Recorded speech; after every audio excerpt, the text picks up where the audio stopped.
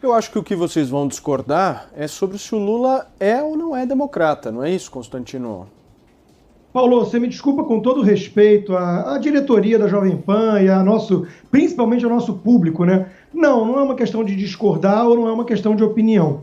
Eu espero que quem repita após tudo que se sabe que Lula é um democrata ganhe muito dinheiro para isso, porque se for de graça, realmente é constrangedor, né? Você está insinuando que eu ganho dinheiro para falar isso, Constantino? Deixa eu continuar. O Lula, bom, se não for, então é um problema cognitivo aí, enfim, não tem cura. Não, certamente né? Não é problema cognitivo. Não, olha só, deixa eu terminar. Peraí, por favor, vamos só concentrar, por favor, na argumentação, sem qualquer tipo de a argumentação é muito simples, por favor, Constantino. Veja que a mesma pessoa, né, os mesmos militantes petistas, tucanos, que é a mesma coisa, e eles fingem, eles tentam disfarçar, né, que há muita divergência. Os mesmos que falam que a política é a arte do diálogo e tentam evitar o nós contra eles, são os que demonizam não só Bolsonaro, como qualquer um que apoia o governo. Então, começa por aí. Segundo, a ditadura, luta contra a ditadura. Meu Deus, o Lula defendeu a vida inteira Cuba. Fidel Castro era um grande guru para ele. Mas não vamos nem ficar no passado, né? Apesar da ditadura cubana existir e oprimir até hoje, e matar. Ele defende hoje, a Venezuela. A Venezuela matou, ano passado, está na Gazeta do Povo, quase 500 pessoas extrajudicialmente, perseguidos políticos. Isso é mais do que o regime militar matou em 20 anos, e o 95% que o regime militar matou era comunista revolucionário, que queria trazer para o Brasil a ditadura do proletário como Cuba. Tudo comuna. Então, nós temos que ter algum respeito. Eu não sei qual é a ideia de ter contrapontos, tudo, mas tem um limite. Tem um limite. Se alguém virar aqui e falar assim, não, Hitler é um grande democrata, eu acho que não vai ter uma questão de opinião. A gente não vai tratar isso como uma coisa normal. Então, assim, alguém que fala com a cara lavada que o Lula é um democrata, está enganando o seu público. Eu não sei o motivo.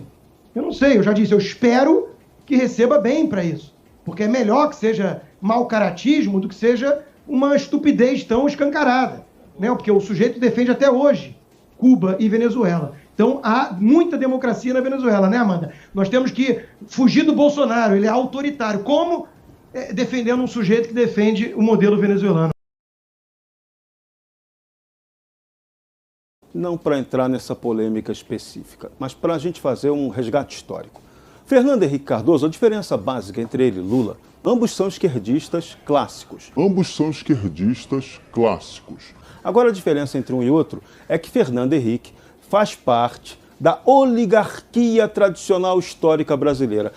O bisavô de Fernando Henrique Cardoso participou da conspiração que ajudou a derrubar o imperador Dom Pedro II. Então, não tem muita democracia assim no DNA dele, não. E de lá para cá, desde a década de 60, no suposto combate, que ele sempre se apresentou como um combatente contra a ditadura, na verdade, Fernando Henrique Cardoso sempre foi no Brasil um representante de grandes organismos econômicos multilaterais que queriam ter o controle do Brasil. E ele sempre foi financiado por isso, claramente. Fundação Ford, isso está na história, é comprovado e escrito. Ele ajudou a fundar o PT. Ele e Lula, a diferença dele para o Lula é que o Lula é um cara recente. Ele não tem a matriz oligárquica de FHC, mas Lula teve um papel muito ruim na história também. Ele foi um dos fundadores do chamado Foro de São Paulo, que é aquela entidade que desde 1990 junta toda a esquerda na América Latina com grupos narcoterroristas, isso é verdade, que tentam implantar o regime esquerdista no continente. Então isso é um fato real. O Foro de São Paulo existe. Quem tiver dúvida disso, entre lá na página do PT, o Partido dos Trabalhadores, tem lá um itemzinho só especial sobre esse Foro de São Paulo. E todo mundo vai poder saber o que significa esse Foro de São Paulo, que não é aquilo que está pregado lá.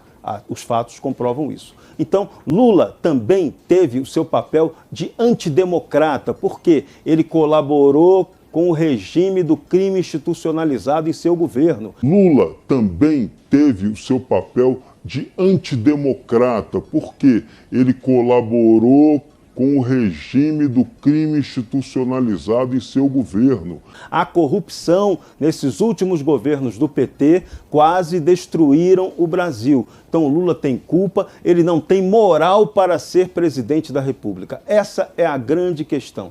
Ele tem que concorrer a presidiário, não a presidente.